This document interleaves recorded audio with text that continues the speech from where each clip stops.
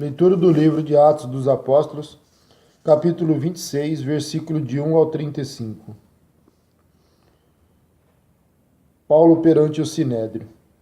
Fixando os olhos no Sinédrio, Paulo disse: Irmãos, até o dia de hoje tenho andado diante de Deus com toda boa consciência, mas o sumo sacerdote Ananias ordenou aos que estavam junto dele que lhe batessem na boca.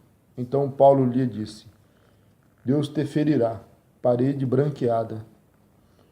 Tu estás aí sentado para julgar-me segundo a lei, e contra a lei mandas que eu seja ferido. Os que estavam ali disseram: Insultas o sumo sacerdote de Deus? Disse Paulo: Irmãos, eu não sabia que ele era o sumo sacerdote, porque está escrito: não falará mal do líder do teu povo. Sabendo Paulo que uma parte deles era de saduceus e outra de fariseus, chamou no sinédrio: Irmãos, sou fariseu, filho de fariseus, e por causa da esperança da ressurreição dos mortos, que estou sendo julgado. Ao dizer isso, surgiu uma contenda entre os fariseus e saduceus, e o grupo se dividiu. Porque os saduceus afirmam que não há ressurreição, nem anjos, nem espíritos, mas os fariseus aceitam todas essas coisas. Houve então muita gritaria.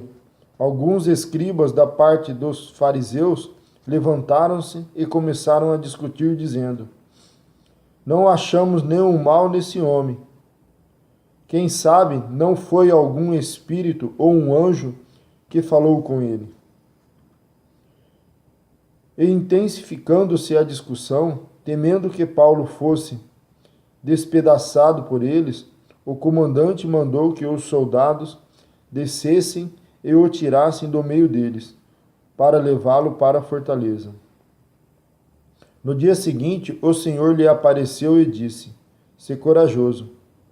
Como deste testemunho de mim em Jerusalém, assim é necessário que o des também em Roma. Versículo 12. A conspiração dos judeus contra Paulo. Quando já era dia, os judeus se reuniram e juraram sob pena de maldição que não comeriam nem beberiam enquanto não matassem Paulo. E eram mais de 40 os que fizeram essa conspiração. E foram até os principais sacerdotes e líderes religiosos e disseram: Fizemos um juramento sob pena de maldição e não provarmos coisa alguma até que matemos Paulo. Agora, pois, juntamente com o sinédrio, solicitai ao comandante que o mande descer perante vós, como se fosseis investigar com maior precisão a sua causa. Estamos prontos para matá-lo antes que ele chegue. Mas o sobrinho de Paulo, filho de sua irmã, ficou sabendo da cilada, foi à fortaleza, entrou e avisou Paulo.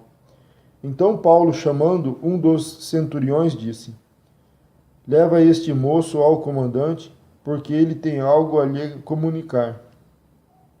Ele o tomou, levou-o ao comandante e disse: O prisioneiro Paulo me chamou e pediu que trouxesse à tua presença este moço, que tem alguma coisa para dizer-te. O comandante tomou-o pela mão e levou-o à parte, perguntou-lhe: O que tens a dizer-me? Ele disse: Os judeus combinaram solicitar-te que amanhã mandes Paulo descer ao sinédrio, fingindo ter de investigar com maior precisão o caso dele. Mas não te deixes convencer por eles, porque há mais de 40 deles à espera contra Paulo. Eles juntaram, sob pena de maldição, não comer nem beber até que o matem. E agora estão preparados, aguardando a tua palavra de confirmação. Então o comandante mandou o moço sair, ordenando que a ninguém dissesse que lhe havia contado aquilo. E chamando 2 centuriões, disse: Preparai para a 3ª hora da noite 200 soldados de infantaria, 70 de cavalaria e 200 lanceiros para irem até Cesareia.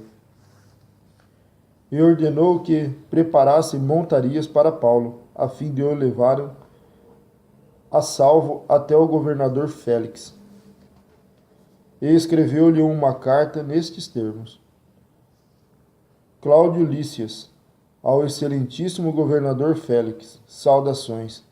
Este homem foi preso pelos judeus e estava a ponto de ser morto por eles, quando interferi com a tropa e o livrei, ao saber que era cidadão romano. Querendo saber o moço da acusação, levei-o ao sinédrio deles. Achei que ele estava sendo acusado por questões da lei deles, mas que não havia nada digno de morte ou de prisão. Quando fui informado que havia uma conspiração contra o homem, logo o enviei a ti, intimando também aos acusadores que apresentem o caso contra ele diante de ti. E tomando Paulo, conforme lhes fora ordenado, os soldados levaram à noite a Antipatrite. Mas no dia seguinte deixaram os da cavalaria seguir com ele e voltaram à fortaleza. Estes, logo que chegaram a Cesareia, entregaram a carta ao governador e apresentaram-lhe Paulo. Tendo lido a carta, o governador perguntou que província que ele era. Ao saber que Paulo era de Sicília, disse-lhe: Vou ouvir-te quando os teus acusadores chegarem também. E mandou que ficasse preso no palácio de Herodes. Amém.